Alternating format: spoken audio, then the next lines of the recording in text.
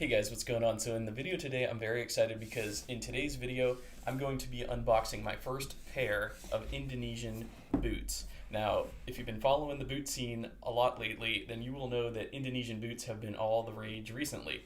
And I actually just learned on a video by my friend Nick at Stridewise that the reason why the Indonesians in particular have a very solid foothold in the service boot, the niche service boot production industry, is because of Dutch colonists that colonized in Indonesia, I think back in the early 1900s at some point. So I'd have to go watch the video again, but apparently they passed on their boot making skills and craftsmanship knowledge to the Indonesians. There are still, to this day, a lot of Indonesian craftsmen creating, in particular, Dutch style service boots that we see made in the US and in Canada and in Europe to this day. And I think it's very interesting the way that a lot of these boots end up looking. So there's a lot of different makers. There's Sagara, there's Underhood, there's Renavgoods Co. I've been seeing a lot of their pictures on Instagram, and a lot of my friends have purchased them, and a lot of my friends have taken great interest in this brand. Now, I can tell you that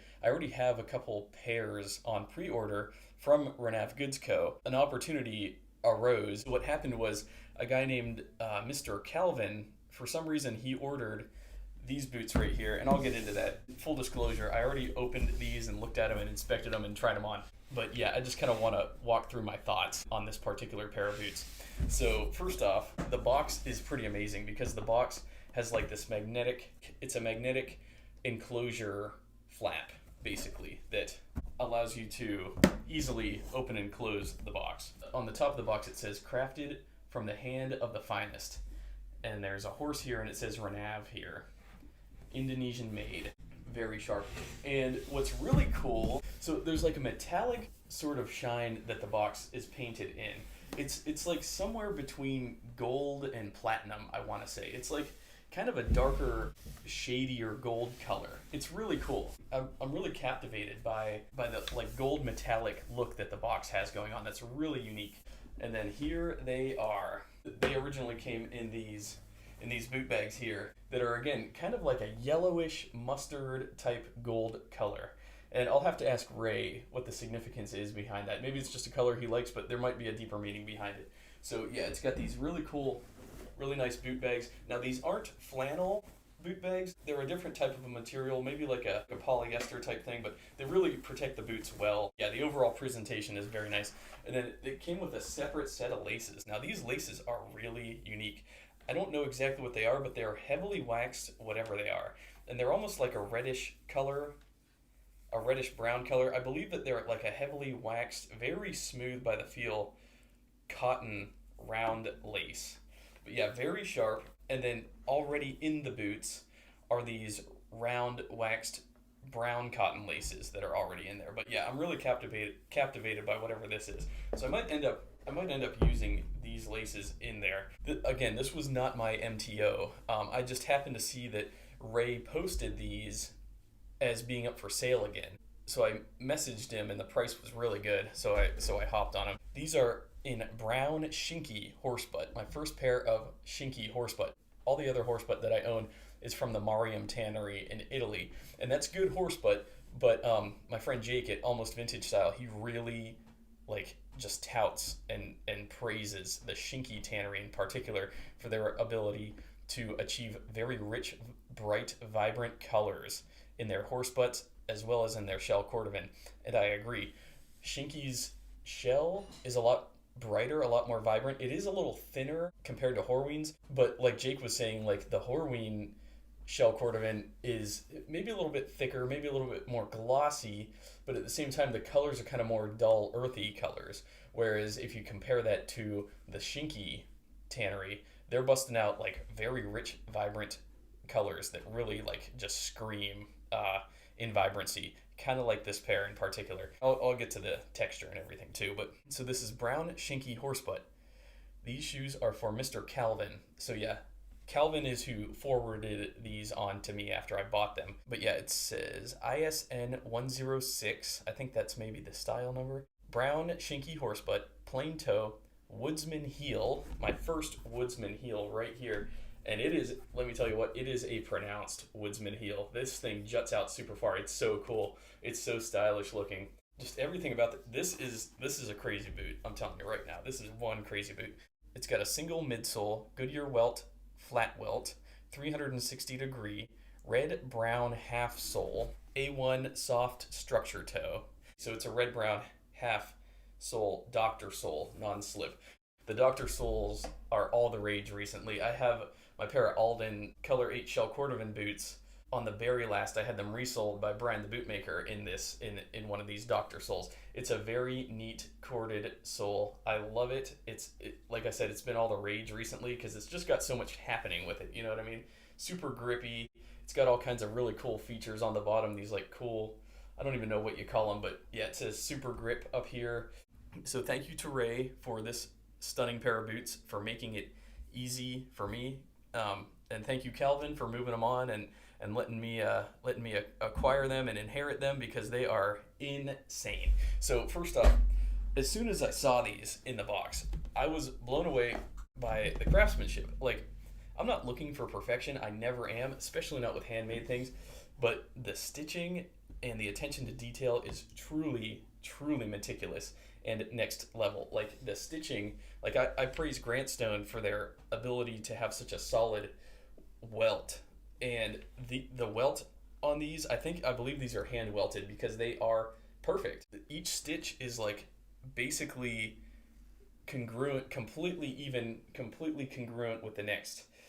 So I believe that somebody would have had to punch the holes in the Goodyear welt by hand and then just thread it through by hand because it's so perfect. Secondly, that woodsman heel is so attractive. Like it's really, it juts out really far. There's just so much cool curvature, so much elegant curvature happening with these boots, not just with the woodsman heel, but also with the A1 last. So this A1 last it's elegant. Like, it is dressy, and it might be even a little bit on the feminine side, but it is damn sharp. And I like I said, I tried them on once. I'm blown away, really. But I wouldn't call it feminine. That's probably the wrong word, but it's extremely elegant.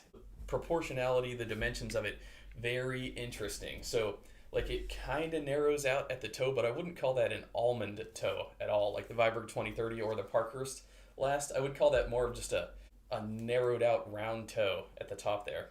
And then it does kind of widen. It definitely widens gracefully, elegantly as you come down, especially right here. It kind of really, right here in particular, I think that's what's different from most of my boots. It kind of has like a generous turn right here, and it kind of comes out a little bit further right here. These in 8.5, they're a perfect fit. So I would compare these to, I'd say that they're probably equal to Parkhurst. I would say that they're probably equal to Mark Albert's. I would say that they're definitely smaller than, say, the True Balance or the 2030s. If your True Balance is pretty generous fitting, then maybe keep the same size. Like, my True Balance in comparison to these seems to be a half size bigger. So my 8.5 Alden Indy True Balance seem to fit a little bigger, but I'll do like a big sizing video and all that. But yeah, I would say if your Vibergs are generous fitting, keep the same size. If they're tight, if your 2030 Vibergs are tight, maybe go up a half size in this Renavgoods A1 last. Same with True Balance. If your True Balance are tight or snug, maybe go up a half size for these, because owning both in 8.5, I have to say that the Renavgoods in 8.5 are like the perfect, like very supportive fit for my foot. I probably won't be able to wear these with very thick socks. My Indies and my Viberg 2030s definitely fit more generously compared to these in 8.5. So all my boots basically are 8.5. Viberg 2030, Alden True Balance definitely feel more generous than these. It's just got such elegant curvature all around. Like the heel, you could see that. And then, like I said, the toe right here, right in particular here, has got a really nice elegant curvature. And just, you can see it's called a soft structure toe. Aside from the corded sole, the Goodyear welt, the very elegant last that these are built on, and the woodsman heel, the biggest draw that drew me in particular, are these amazing honeycomb ripples all throughout the grain of the leather, particularly on the quarter area. And I'm going to get some pictures outside to show just what I'm talking about. But I've seen this Shinki horsehide with these just incredible. Like I don't know what causes that honeycomb type ripple, but I've seen it on Ticho Blanco's horse hides. I've seen it on, I think Denim Dentist has something like this. I've seen it out there, and it is just wild. Jake at Almost Vintage Style, his Vibergs have the same thing happening. It's just the most beautiful honeycomb pattern, and it's natural. It's a natural part of the horse's grain. It's not embossed onto there, at least not to my knowledge. I believe that this is something that is natural to the way that the animal's hide came as well as the Shinki Haikaku tannery, their ability to really treat the horsehide well and really bring out the natural characteristics and emphasize the natural characteristics of the leather. On the vamp as well, where it's stretched out, you don't see as much honeycomb pattern, but you see a lot of marbling. And oddly enough, so the heels are don't have that much character. The heels are just kind of smooth, and I would attribute that to the bootmaker himself kind of cutting and using his discernment while putting together the boot in terms of like, oh, okay, this part has a lot of character. I'm going to put the character all in the quarter here, so it's really on full display. And I'm going to take the marbled portion and I'm going to stretch that over the vamp, and then I'm going to take the smoother pieces of the leather and I'm going to create the heel out of that. And they're both like that. They're both pretty much the same. I mean, they both have different patterns throughout, but for the most part, generally speaking, the vamp has a lot of marbling happening. And actually, I see some honeycomb character on the right boot. But then, yeah, on both of the quarters of both boots, it's just got such strong honeycomb patterning. And then it's funny, like the heels are both really just smooth. I see some honeycomb and a little bit of marbling, but it's crazy how the patterning is kind of congruent on the cuts of each boot, on the different portions of each boot. One thing that I have to kind of compare this leather to is it's kind of like, if I had to describe the color, it's not just brown. Like brown doesn't tell the story. I would say that it's more on the side of like almost a tomato. I see red in there. I see so much happening. I see, yeah, like it's just a really nice warm orangey brown color. A warm reddish brown orangey color, if that makes sense. Kind of reminds me of my Aldens in Alpine Grain calfskin long-winged bluchers that I have. It's also that sort of reddish tomatoey type color. But yeah, when you get these outside, it's so eye-popping. It's so visually eye-popping. I'm not sure if this is the same leather that Jake has on his Vibergs, but it's definitely similar. And what's also really great is it's got this rolled edging here at the top of the shaft as well. I really like that. That's really sharp. Yeah, the back of these, it's got a back heel block or a back heel cup that is one piece, similar to how Viberg does it on their service boots. It's one piece, so the heel cup and the back heel strip are one piece. It's triple stitched all the way around, very elegant. And then on the quarter here, it's got double stitching and then a single stitch leading to the row of eyelets, and then it's got a single stitch along the top of the shaft here. I'm truly blown away by all of it. On the bottom, it's got a Renavgoods company stamp down here in the leather. I'm just, everything about it. It's got 5 round eyelets, 2 speed hooks at the top. Some might characterize this as more of like a feminine type of a look, but I'm okay with it. It's strangely, I think it works. I think it's still very manly in its own right. I think it's kind of similar in some ways to, say, a Chelsea boot. Is it the manliest boot you can wear?